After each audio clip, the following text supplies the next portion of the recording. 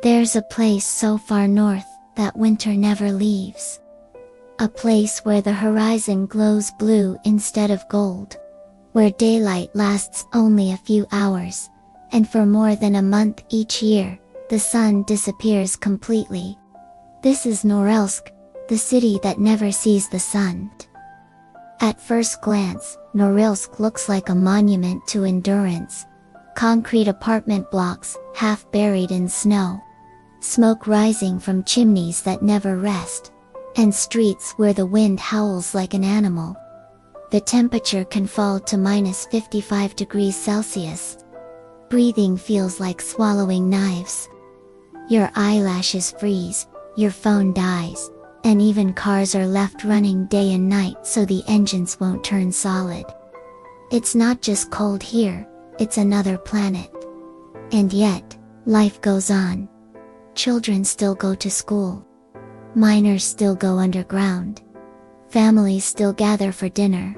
And somehow, in a city built on ice, people have built warmth. Norilsk wasn't founded for comfort, it was created for extraction. In the 1930s, under Stalin, thousands of prisoners were sent here to build the world's northernmost industrial city, to mine nickel, copper, and palladium buried beneath the frozen ground. Many never left. But their descendants did something extraordinary. They stayed, they built homes, and they turned this frozen exile into a community. Every part of life in Norilsk revolves around the same question: how to survive. And food is at the heart of that answer. In a city where the soil is permanently frozen, nothing grows. Every vegetable, every grain, every piece of meat must travel thousands of kilometers by train or plane before reaching Norilsk. The city is locked from the outside world for most of the year. No roads lead here. Supplies arrive by air, or by ships that cross the Yenisei River during the brief summer months, when the ice melts.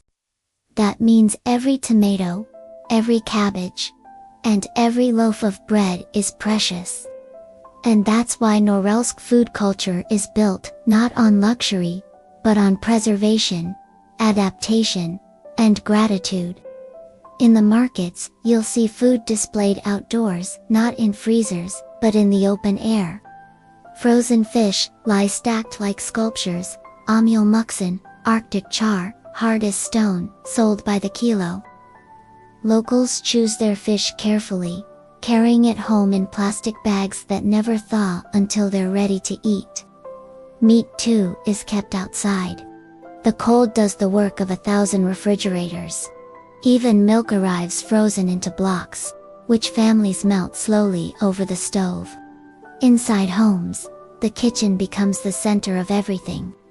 People gather around small stoves, melting snow for water, boiling soups thick enough to stand a spoon upright, and drinking endless cups of black tea to stay warm.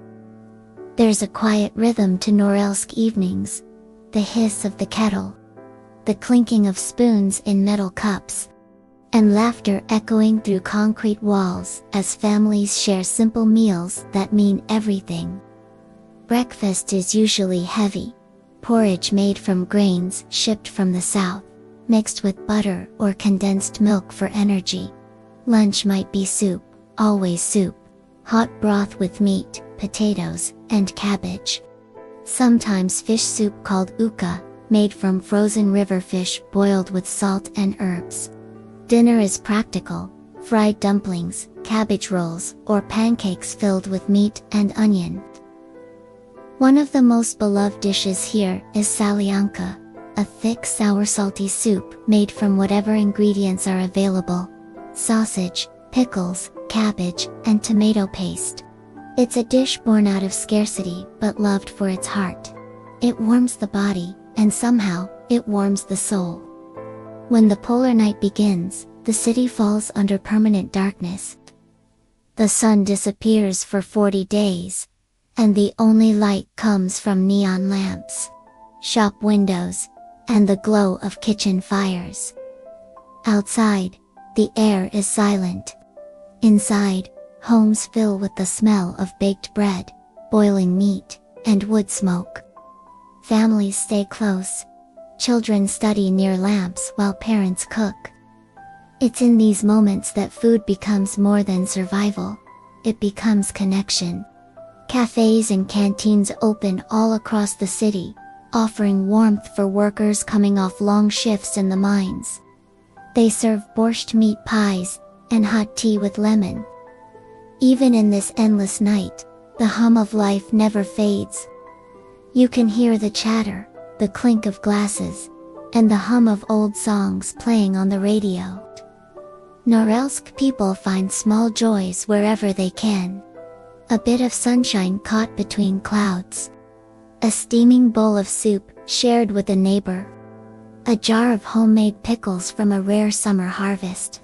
In a city that feels endless in its cold, these are the small moments that make life possible. And when the sun finally returns, after weeks of darkness, it feels like a miracle. People walk outside just to stand in the light. They close their eyes, smile, and let the weak rays touch their faces. For a few seconds, the whole city glows. Then they go back indoors, light the stove again, and start preparing dinner. That's the spirit of Norilsk. In a place where nothing grows, they've grown community. In a place built by force, they've built belonging. And in a city without sunlight, they've found warmth in each other. So next time you sit by a warm meal in a bright room, remember there's a city on the edge of the Arctic, where food isn't just a part of life.